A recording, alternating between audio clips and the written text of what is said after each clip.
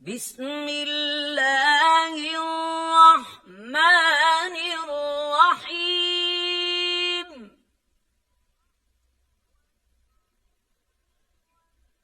والتين والزيتون وطور سينين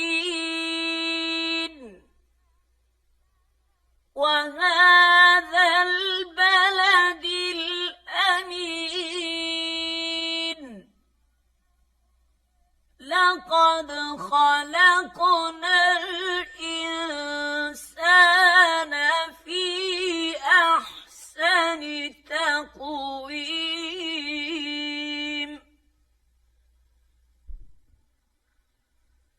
ثم رددناه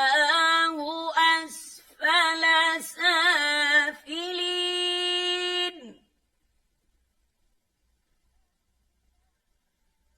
إلا الذين آمنوا وعملوا الصالحات فلهم أجر غير ممنون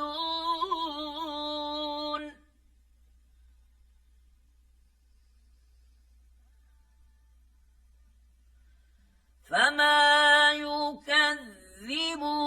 بعد